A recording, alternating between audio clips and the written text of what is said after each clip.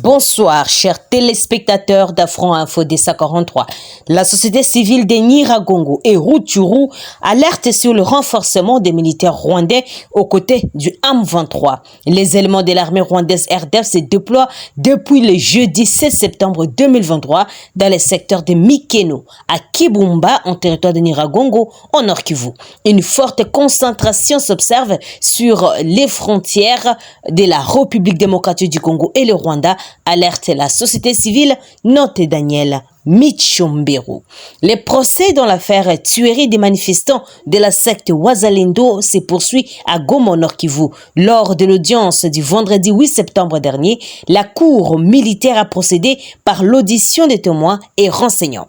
Le colonel Frank Utunda, directeur de renseignement de la 34e région militaire et renseignant du ministère public, a accusé la garde républicaine d'avoir tiré sur le manifestant.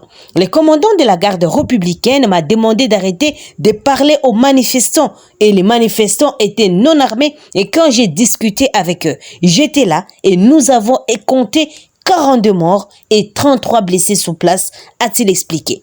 Il affirme également avoir été désarmé par la garde républicaine avant les grands désastres. Pour sa part, le colonel Mike Mikombe, commandant de la garde républicaine de la province du Nord Kivu, indique avoir été informé par la 34e région militaire que ceux qui prévoyaient la marche étaient les supplétifs de 1-23 RDF. Les commandants de la 34e région militaire nous avaient fait croire que la sécurité de la patrie était à danger, a-t-il rétorqué. Et il cède de rappeler que 6 militaires, parmi lesquels 2 officiers de la garde républicaine, comparaissent devant la cour militaire. Ils sont poursuivis notamment pour crimes contre l'humanité par meurtre et destruction d'armement lors de la répression d'une manifestation de la secte Wazalendo contre la MONUSCO le 30 août dernier. Cette répression a fait plus de 50 morts et des dizaines de blessés. Note Politico, note plutôt 7 sur 7.cd. Après 3 jours de détention illégale au cachot du commissariat provincial de la police nationale congolaise à Kinshasa, le directeur de publication adjoint d'actualité.cd, Stani Boujakera, a été transféré ce lundi 11 septembre au parquet des grandes instances de la Gombe.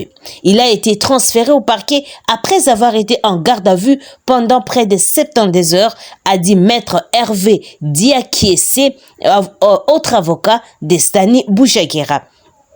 Il est accusé de propagation de faux bruits et diffusion de fausses informations pour un article publié par Jeune Afrique mettant en cause les renseignements militaires dont l'assassinat de l'ancien ministre Cheribe Okende, même s'il n'est pas auteur de l'article. Monsieur Boujakera a été auditionné pendant longues heures à 2 reprises par la commission qui enquête sur le meurtre de Okende, note actualité.cd. La plainte de la Rusizi enregistre des départs massifs de réfugiés burundais, principalement originaires des communes Gihanga, Buganda et Rugombo. Les raisons de ces départs sont la pauvreté extrême des ménages, accentuée par la baisse du pouvoir d'achat.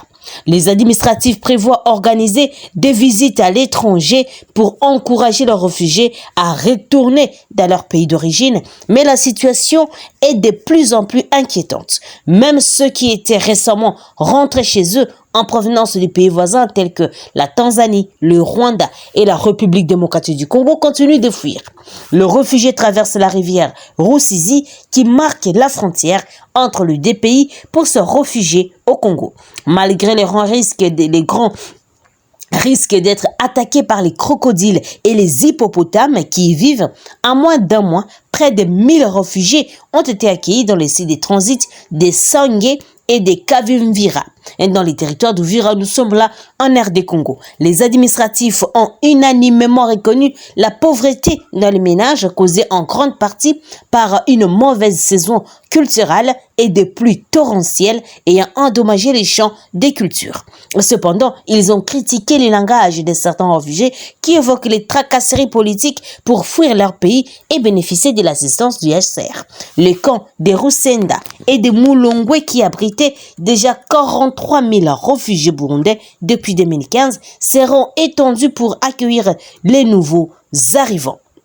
Autre nouvelle, condamné par les parquets militaires de Kinshasa pour avoir des pratiques de kidnapping et des enlèvements, Big Boy et Isaac Kabakaba viennent d'être transférés à la prison militaire d'Indolo depuis le lundi 11 septembre 2023. Ce transfert intervient quelques jours seulement après que ces détenus se soient livrés à un live sur TikTok dans lequel ils disaient être victimes d'une traque par le militaire dans leur cellule de la prison de Makala.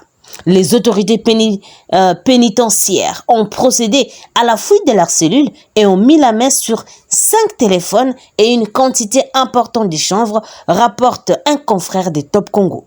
Ces sources pénitentiaires citées par notre confrère rassurent par ailleurs que les filles détenues dans ces cadres sont restées dans la prison de Makala. Elles précisent également que Big Boy et Isaac Kabakaba n'ont jamais été victimes des menaces de qui que ce soit. Il faut signaler que les tribunaux des grandes instances de Kinshasa, la capitale Gombe, avaient condamné ces kidnappeurs à la peine de mort pour association de malfaiteurs, vol à main armée, meurtre, mais aussi assassinat. Au total, 1730 éléments de la police, dont 1000 de la ville de Beni et 700 d'Oicha, ont débuté depuis le 8 septembre une session de formation à l'initiative de la mission de l'ONU pour la stabilisation en RDC MONUSCO. La formation, dont la durée est de 3 mois, a pour objectif de renforcer les capacités opérationnelles de la police et de la zone sur la sécurisation du processus électoral alors que les scrutins sont prévus en décembre 2023. Elle se déroule avec une fréquence de 3 séances par semaine et concerne toutes les unités d'intervention de la PNC. Cette formation arrive à point nommé car nous en avons besoin en ce moment précis où le pays s'apprête à aller aux élections.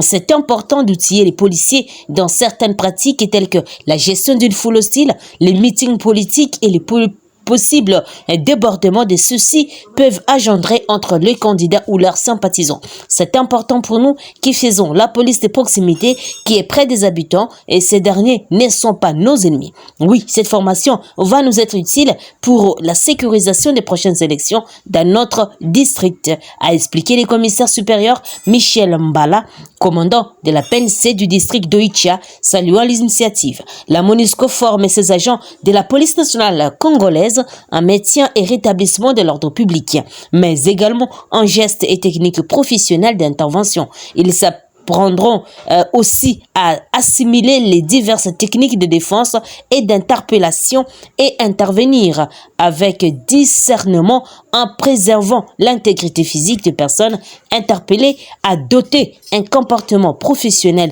respectueux des droits de l'homme et aussi d'avoir la maîtrise de soi en toutes circonstances.